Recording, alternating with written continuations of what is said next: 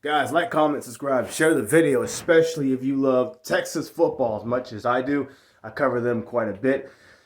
I just got through reacting to A.D. Mitchell coming to Texas, and I also said that I was going to talk about what I expect out of the Texas Longhorns for 2023. It's going to be a hit or miss season in my opinion. They have Alabama on their schedule. They got to go to Tuscaloosa this time after a really close football game in Austin this past year.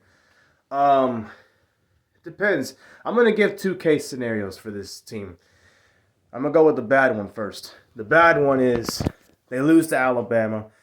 They somehow lose to Oklahoma. They still can't beat Oklahoma State somehow, even though they're a better football team. They lose to TCU again. They basically go 7-6 or 8-5 again. And Sark needs to go. And Quinn Ewers is still having problems completing the passes to his receivers. Best case scenario, I look like an idiot on YouTube because I've badmouthed both of them, really. I haven't cussed about them or anything, but, it's stuff that I look bad saying because I'm honest. Bad case scenario, I get put in my place as a fan, and I'm reminded that, hey, you're not exactly an expert when it comes to talking about football. They beat Alabama, or they lose a close game at Alabama. They beat Texas Tech this year. They beat Oklahoma in a tougher game. I think that game is going to be a lot more competitive than it was this past year. Let's be honest. Oklahoma didn't have all the pieces.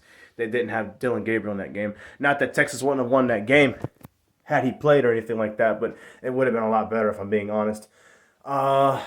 They beat Oklahoma State finally for the first time since 2020, so it'll be 3 years since they've beaten them. What else? They somehow beat TCU in a rematch. That's going to be harder because TCU is going to have more talent than what they did this past year. Heck, they got 3 5-stars coming already. I think they're from Alabama, right? They need to keep beating Baylor because that's hard for them to do. They need to stay consistent with beating Iowa State because this past year was the first time they've done that since 2018 or whatever. So, and they win the Big 12 championship, and they either make the college football playoff or they make a New Year's Six bowl and they beat whoever they play in it. So, no less than 10 wins for Texas. If they do all those things, which is possible, I will actually apologize publicly to Quinn Ewers and Steve Sarkisian for looking silly saying stuff about him. Because it made me mad with what happened this past year. He lost Oklahoma State, TCU, but I'm not going to get into all that. But either an average team and Sark gets fired like he should, or he stays and proves to everybody, hey, not only is Texas back, but I'm a great coach, and y'all need to leave me alone. So we'll see what happens. But it depends. I guess I could do a schedule breakdown this summer sometime.